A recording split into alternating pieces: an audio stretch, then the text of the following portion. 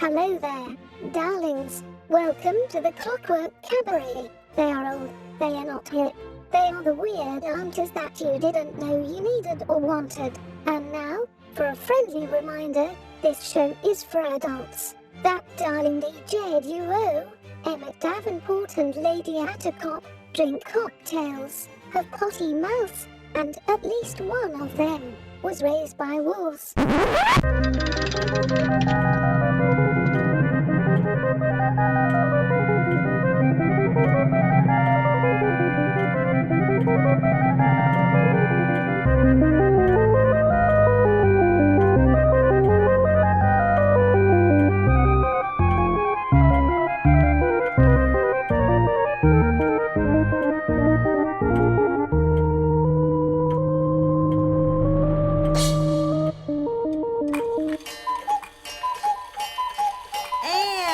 Sound of the cuckoo, you know that it is time for the Clockwork Cabaret. Ooh! It's the Halloween spooky edition. Halloween spectacular. If you are listening to this on Mad Wasp Radio, it is actually Halloween. Ooh. I'm very excited about that. And I know, we've never had an episode that is aired on the day. Yeah. And so let me remind you that I am Emmett Davenport. And I am Lady Attercop. Ooh. I've used that joke before. I know you have, but it's fine. I can't come up with a better name. No, it's fine. That is the best name. It's fine. That is the best name. It's fine. So one of the things that we had been discussing for this week's show is what happens to the peripheral characters in a horror movie? The characters that I personally am obsessed with. Yes. Like, I was actually thinking about the weird little kid in Gremlins. What becomes of that kid after he's been traumatized by seeing all of these horrible things take over his town, and how much money did his family have to spend on therapy? Did his family survive? Good news, there's a fan fiction about that, I'm sure. I was personally more interested in the kid that sold the gremlin. Oh, yes. Hey, what happened to that kid? Yes, the grandson of the old man in the store. The unfortunate racial stereotype. Look, the 80s were a dumb time, and we did a lot of dumb things in the 80s as far as especially in media, especially in horror movies. He was played by Key Luke, though, the old man, and he was, and I love him. Key Luke. He was he was a great character actor, solid character actor. Yeah, no shade to the actors that were given these roles. Yeah. That wasn't their doing. I do want to know what about that kid? What happened with that kid? What happened when he went home that night and was all like, "Hey, Gramps, I sold that weird thing that you didn't want to sell.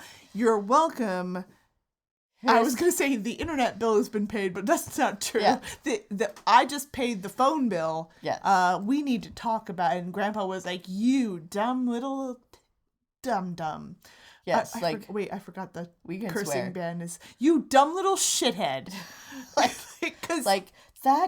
The Mogwai is not a toy or a pet. Or he was just like, "All right, everybody grab your bags. We're leaving town because you know when this shit goes sideways, they are blaming us. They're coming for us." Yeah. The white man always will. Yeah. And to be fair, accurate. And they just left town. That's personally my headcanon.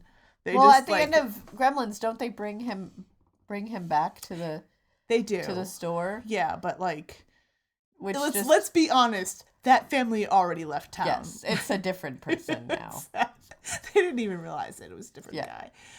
What happened? What about the camp? Not the camp counselors. Right. But the campers at Camp Crystal Lake, where Jason did all his murdering. There had to be children campers there. Right. We never see them. But that seems weird. Their camp counselors keep getting murdered by a big burly zombie. So, there has to be some fallout from that's happening there. What? Yes. And also, are they the same kids just over and over again at that camp? Right. Like, Every are their summer? parents sending them back? And they're like, Mom, no, you don't understand. The counselors all get murdered by a big buff zombie. And they're like, oh. With an axe. Oh, no, machete. Machete? Machete. Oh, sorry. Jason uses a machete. I'm not familiar enough. I know you're not. That's why I'm trying to, I'm saving you from the tweets. Yes. Thank you. Thank you. You're welcome. Yeah, no, actually, Friday the 13th has a really complicated lore. No, this actually happened to me at work where people were getting the lore of Friday the 13th wrong, and I did not interrupt the conversation to correct them, and I would just like a moment to bask in that. Thank you. Yeah. Yes, you're welcome. Hey, what did I not do? Did not interrupt a conversation I was not a part of to correct them about the lore of Jason, which is in the first movie, it's not Jason, it's his mom. The second movie, and I think the third movie, and maybe part of the fourth, Jason is a human that is like a murder machine. And then from that point forward, Jason is a zombie. Oh.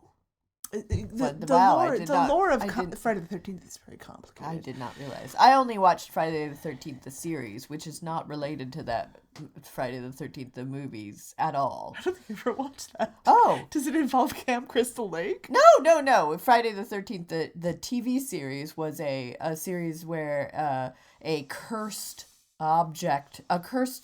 antique shop where everything sold hockey masks. Well, no, they sold they sold different items and were sent off into the world. They were cursed and demonic items that would go off that were sent off into the world, and then the whole series was essentially that the people who inherited the shop were trying to get them back because the uncle who owned the store was a horrible human being who had sent he was actively selling these things people. And cursing people, and that the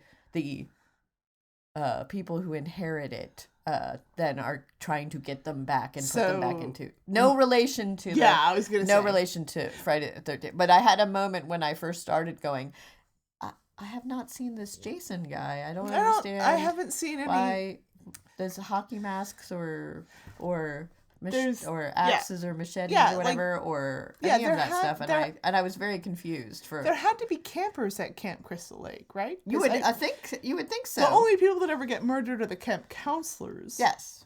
Well, because that's the thing.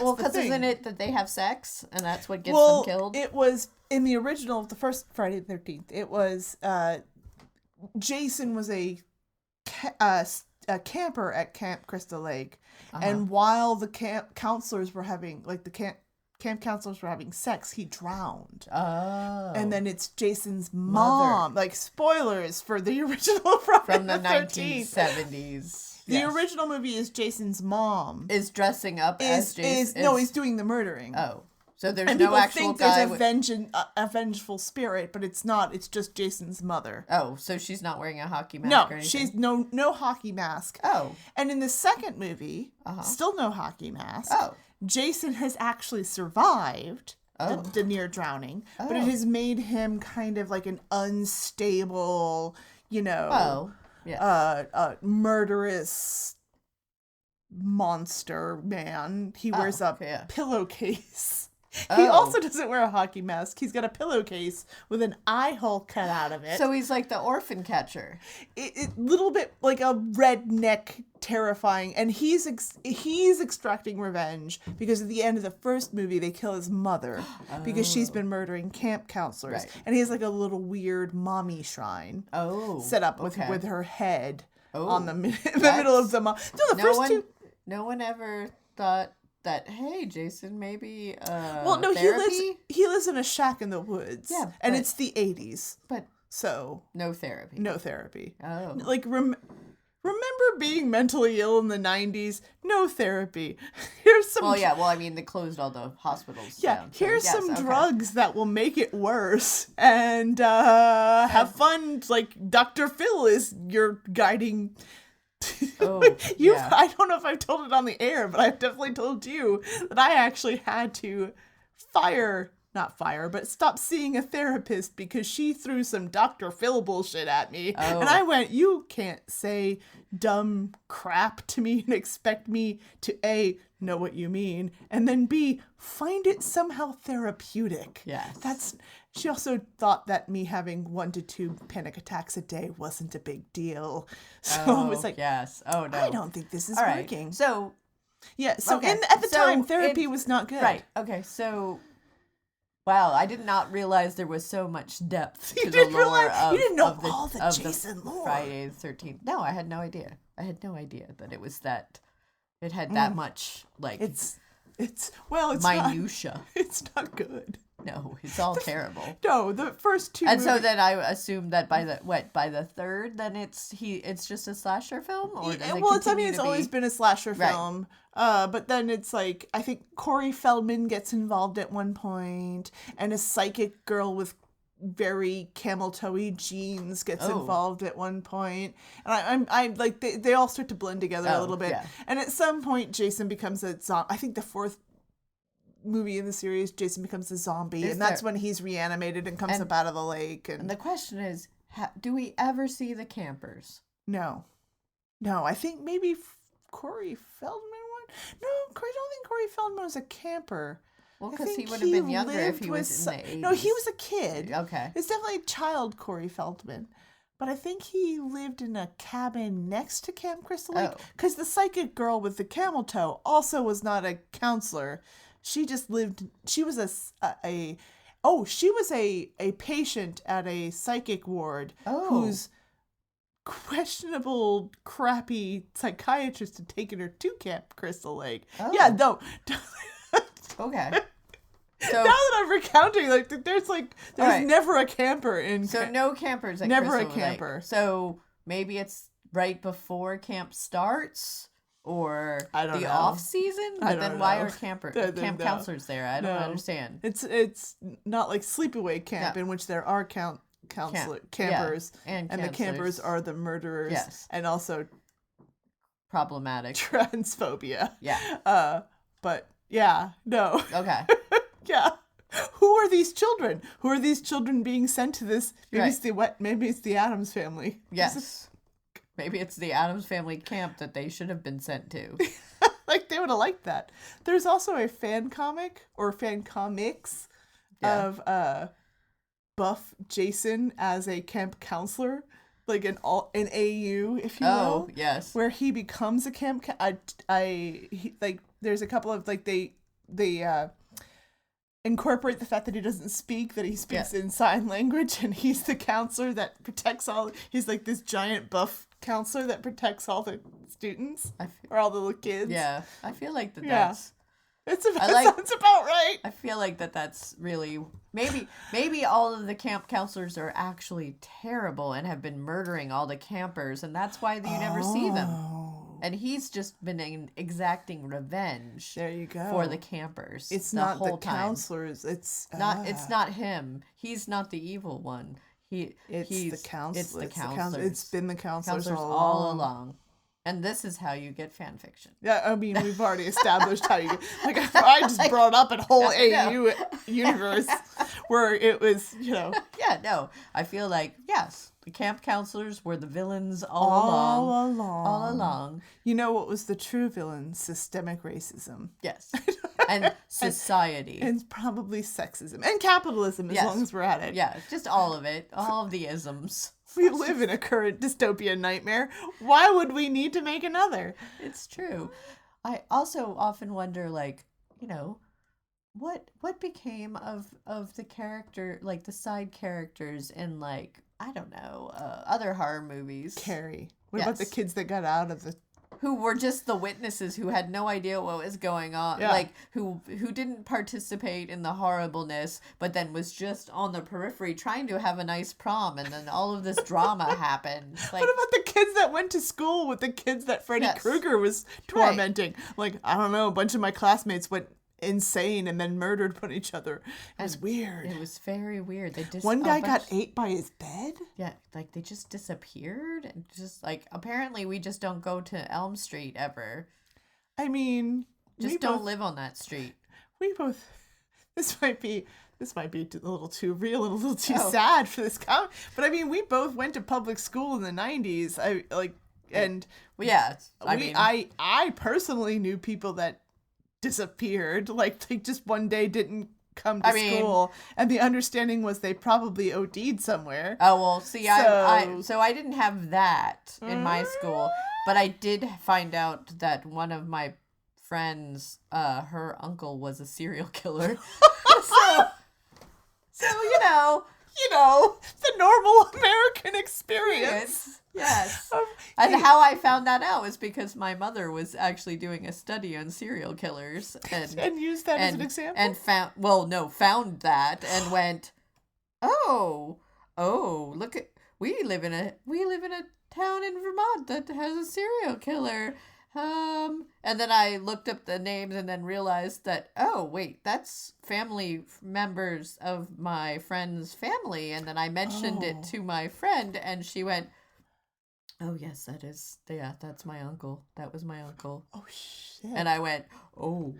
And then one of my best friends, his best friend was one of his victims. Yeah. Oh, and so there had been a whole thing like just a few years before I had moved there. And holy crap. Yeah. So that's one of those like, oh, in a horror movie. I'm on the peripheral of a horror movie. You're one of the side characters. I mean, side characters that goes, what? Wow. Yeah. So that was, yeah. I grew up in South Florida in the 80s and 90s. Which I'm sure there are serial killers and murders and all sorts of things happening all the time. There were definitely Scarface. Yes, there was definitely like people shot up a mall with semi-automatic weapons. That was a thing that actually happened that I was like, I remember that. And we did have the I-95 killer that would dump the bodies of sex workers in suitcases on the side of major highways in desolate areas. And the police would come on every once in a while and be like, these aren't the works of a serial killer. Like, that was going to make us feel better that there were multiple people dumping the bodies of sex workers in suitcases on the side of major highways. It's just a normal happening. Good. Good. Wow, we all feel a lot better about this place now. But, yeah, no, nothing that, well, also in one of the first towns that I lived in when I moved to North Carolina, I met some of the people who were involved in the real life happening that was the basis for the TV movie Mazes and Monsters with Tom Hanks from the late 70s, early 80s, where the crazy D&D. The D&D. Yeah. No, was Tom Hanks involved with that? Yes. He was the crazy killer when Tom Hanks in 1978 or something like that. I don't remember. Because there was also a Chick tract. Yeah. And also a movie based on the chick tract. Yeah, so Maze and Monster, the actual murder, D&D murder thing that happened. I actually met one of the people who was friends who participated in the D&D games. Wow. But wasn't one of the he was on the periphery. Another periphery version. Yeah, he basically bowed out of the game when it started getting weird. He was like, I'm gonna just like most people would have step away from this because this seems a little wacky. And so the question is, how many times in our lives, have we been very close? And the listeners, have you bowed out of a situation that went real pear-shaped? Yeah. And maybe you don't even know because you don't hear about the aftermath. Ooh. Everyone has been in the prologue to Friday the 13th. Not everyone. Because we both have had the experience of telling a story we think is a whimsical shape and having the person stare at us open mouth like, oh my God. And then went, oh, I have miscalculated my amusement. Yes, it is true. This is not an audience for this story. You actually find this horrible. I was trying to be funny. It is true. And now you're making me reassess my childhood in a way I don't want to do right now. Too real. Yes. All right. And with that, let us play some spooky Halloween music. There was a bee, a pretty little bee. I see why you might choose it. I'd rather have a madman wasp, 'cause he plays all the music. Choose the Madman Wasp. He plays all the music. Ooh. 'Cause it's spooky. And we talked too much at the beginning of the show. I mean, we have about 10 minutes left. We could tell. Oh, Emmett! Yes, what? I believe that you told me a ghost story off air about going into an attic with a friend of yours and yes. playing dress up Oh, and yes. why you had to stop. Oh, yes. So when I was a small wee child living on the eastern shore of Maryland, The spookiest part of Maryland. in a small historic town of Chestertown, it's a port. It's a port town. So, there's probably weird pirate stories and things. I'm not swamp sure. crazy, Swamp as crazy. we've discussed Yes. before. We lived in a rambling Victorian home that my mother purchased for very, very cheap because it was probably falling down and full of asbestos. So And, also, as nightmares, as we know from horror movies, Yes. always a bad sign. always things. Well, and it was one of those big. It was one of those houses that has two sets of stairs. There's the beautiful rounded stairwell in the entryway, and then there was the strange servant stairs in the back by the kitchen, where I assume that at some point a housekeeper or servants or something lived upstairs. I can say this with complete honesty, Emmett. Yeah. I've only ever lived one place that there was anything that could have been that was qualified as servants' quarters, and it was a haunted as hell 1887's hotel in St. Augustine, There Florida. you go. So you should be familiar with the story, where the story goes. So this house, it was a pretty big house for the fact that it was mostly me and my mother and my stepfather that lived in it. So 3 people in a house. So I had the run of the house. Yeah. I had my own. I had the bedroom that I slept in. I had the room that was my toy room, and then I had the attic, which was where I had all of my dress up clothes, and I had 2 trunks, 2 steamer trunks. One was full of clothes, and the other one was filled with hats and shoes. And my mom had gone to a thrift store and bought cheap old vintage super haunted crap into the house and into these steamer trunks that I don't know where she bought. Maybe they were in the house. I don't know. Maybe they were a portal to another dimension. Maybe they just appeared one day. Who knows? But my friend, I will not name him. I mean, he doesn't listen to the show. That you know of. That I know of.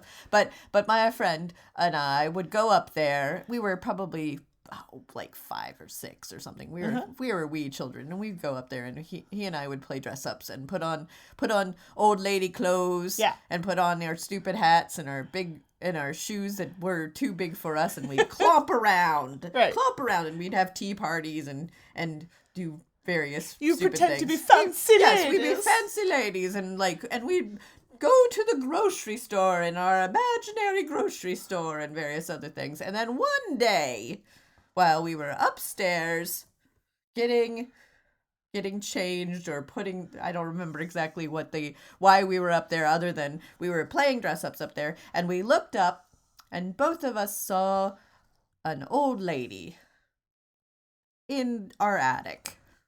That didn't belong there. That did not belong. Well, she was not familiar to either of us. And I just remember looking up and going, "Hi," because I was a gullible, sweet, stupid child. Back when you were sweet and stupid. And my friend also looked over and clearly saw her as well, and we both realized she did not belong here. Why is she? This is a stranger. And you could also see through her. Oh. So there was a window behind, and it was very obviously behind her because I could see through her. Yeah, you could see the window behind and her. at that moment, both my friend and I had a silent moment of eye locking at each other and realizing that this is not somewhere that we want to ever be. Nor do we want to know any more about this old lady. Yeah. And we just ran down the stairs and slammed the attic door. And then I pretty much never went up there again. Just dead to you. Well, yeah. Well, anytime that I would have to get something from the attic, it would be okay, I gotta go up the stairs. So I'd unlock it and then run up and get whatever I needed and then run back down. Kind of like you'd seen a mysterious old lady who you could see through. Right. And when I mentioned it to my mother, and my mother went, well, that's very weird. Like, can't possibly be an old lady up there. But all right, let's go upstairs. And so she came up there with me and didn't see an her. old lady. Also, there was nothing in the rest of the attic to even remotely look like her. Right. So you hadn't seen a coat and a hat on a mannequin. No, there was no mannequin. There were no mirrors. That whole rest of the attic was just a big open space. There was nothing else up there. So it was just emptiness. Oh. And terrified the shit out of me. As it would. And so yes. So terrifying, never went back up there. Also my friend who was with me also admitted that he saw that as well. He refused to go up there as well. Yes, and he would not go up there again. And so that was my creepy ghost story. That house was full of nightmares. My creepy ghost story is not nearly as exciting. My family lived in a house that my aunt thought was haunted because my parents bought a house when they were young.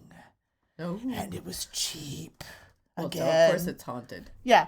No, actually, the prior owner had committed suicide in one of the bedrooms. Oh. And that was why it was cheap. Because it was back in the early 80s when there were no companies that would clean up a crime scene for you. Oh, yeah. So you had to do it yourself. And my parents bought that house. And my aunt was very afraid of the fact that we lived in a house where someone had committed suicide and refused to stay overnight. And she told us that me and my brother at one point had told her that we see eyes. But I strongly suspect you were being jerks. No, we were babies. I don't actually remember this at all. I just have her word for it. Oh. And when I brought it up to my mom, my mother was like, that house wasn't haunted. No, I mean, someone died there, absolutely, but it wasn't haunted. That's also where I learned that if you want to paint over blood, you have to seal it. Yes. Because the proteins will make it seep through the paint. Yeah. Because my parents learned that firsthand. Oh, yes. Because it's one thing to be superstitious, but you know what? A bargain is a bargain. And if you have to paint over a little blood and brains to get a good house for your burgeoning family in just cocaine-riddled South Florida, that's something you should do. Well, I guess. Well, so right there you may have proven the reason why a lot of haunted houses have the blood seeps through through the walls is because they weren't properly sealed. They weren't properly sealed when they were painted. And as my mom once told me, never trust anyone who's trying to sell you a book. Oh. That was always her advice for sussing out who was a bullshitter and who was being earnest. Never trust anyone who's trying to sell you a book. And we're not trying to sell you a book, listeners. No. We're trying to sell you a podcast or a show. What is up? Do you want to buy this show? Please do. You can. You can. Make us an offer. And then you can be the host. That's right. We'll retire to a haunted villa. Yes. A villa. On the waterways. Or if you'd just like to help support us do this show, you can. Simply go to agonyauntstudios.com and there you will find our Patreon, our coffee. You'll find our individual social media sites, and you can follow us on Twitter and Instagram and all the things. And if you would like to see us in person, live in all our ethereal glory. You can do that. Yes, for New Year's Eve, we will be at the Haw River Ballroom with the Charming Disaster in Saxabahaw, North Carolina. We're very excited. Yes, if you more information and details will be up on the hawriverballroom.com website. As tickets go on sale. Yeah. We are so excited to see everybody. Yeah. Until then, definitely stay safe. Yes. Stay masked. And this has been the Clockwork Cabaret. She is Lady Attercop. And they are Emmett Davenport. And it's not work we do. It's love. For goodness sake! You say you want a revolution. Well, you know. Join the 60s revolution here on Mad Wasp Radio every other Sunday at 5 with me, Lita List, on Fab to Far Out. Mad Wasp Radio.